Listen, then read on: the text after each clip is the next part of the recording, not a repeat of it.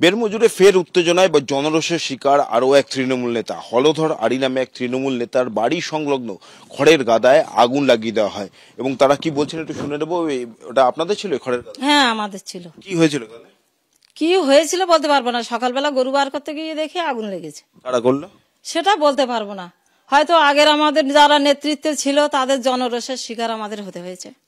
আগের নেতৃত্ব জনরোষের সিরাজ বাবু এবং অজিত মাইতি মানুষের ঘর ভাঙচুর, জমি দখল, রায়তির সম্পত্তি দখল এগুলো করেছিল, সেই রোষের শিকার হয়তো হয়েছিল। তারা করেছিল? হ্যাঁ তারা এগুলো করেছিল। আমি তখন 21 সালে ওই বাধা দিয়েছিলাম ঘর ভাঙার সময়, তখন বললো এই কেউ ধরে তৃণমূল করে তো কি হয়েছে এর ঘর বাড়ি ভাঙা। তবে আমার একটু সাহস ছিল, আমি বামপন্থী করতাম, তো আমি মিলে আসলে একটা ফেলে দেবো। যে অভিযোগ আসছে যে ঘর বাড়ি ভাঙচুর, হ্যাঁ এগুলো সত্য। টাকা আত্মসাৎ করা, জব কার্ডের টাকা, আবাস যোজনার টাকা, ওইটা আমি বলতে পারবো না। জব কার্ড ওই যোজনার টাকার কথা আমি বলতে পারবো না।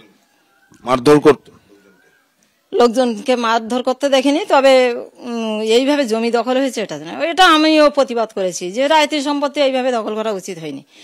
ব্যক্তি স্বাধীনতা আছে প্রত্যেকের, নাগরিক তো বজায় রাখার, তো যে দল করতে পারে তাহলে আমরা তাদের উপরে এই রোষ দেখাতে পারি না। করতো কারা তাহলে? সিরাজউদ্দিন? হ্যাঁ সিরাজউদ্দিন এবং অজিত মাইতি এটা করতো।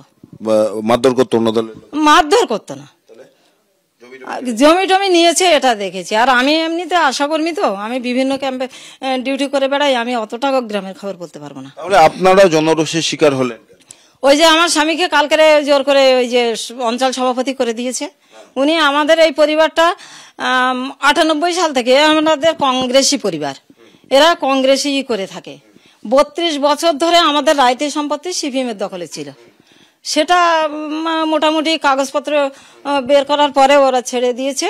তারপরে আমার স্বামী এখানে ওই তৃণমূল এই বুথটা প্রথমে যেতে। আগে কি পদে ছিল? আগে সেই অঞ্চল সভাপতির পদে ছিল 98 সাল থেকে তৃণমূলে। তারপরে এই এখন অঞ্চল সভাপতি হওয়ার আগে, অঞ্চল সভাপতি হওয়ার আগে হচ্ছে ওই সিরাজ শেখ, শাহজাহান শেখ, ওনারা নামিয়ে দিয়ে পদের থেকে নামিয়ে দিয়ে ওনাকে একদম ট্রাসু করে রেখেছিলেন। ওই যে ট্রাসু, যেটা কথা বলতে পারে না এরকম আর কি, না কিছুই করেনি। অঞ্চল সভাপতি কবে করলো? অজিত মাইতি গ্রেপ্তার? হ্যাঁ কালকেই করেছে। এগুলো কারা করলো? আপনার গ্রামের লোকেরা? আমি বলতে পারবো না এটা কারা করেছে, জনরোষ এটা হতে পারে। আগের মানে তৃণমূলের লোকজন, আমাদেরই দলের লোকজন তো এটা করেছে, এটা জনরোষের শিকার হয়েছে। আপনার স্বামী কোথায়? আমার স্বামী ওই খাচ্ছে এখন একটু। সকাল থেকে ফের উত্তপ্ত সন্দেশখালীর বেরমজুর এলাকা। তৃণমূলের নবনিযুক্ত অঞ্চল আহ্বায়ক হলধর আড়ির বাড়ির লাগোয়া যে খড়ের গাদা, সেখানে আগুন লাগিয়ে দেওয়া হলো।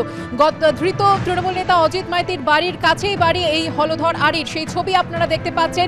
খড়ের গাদায় কিভাবে অগ্নিসংযোগের ঘটনা ঘটেছে আজ সকালবেলা।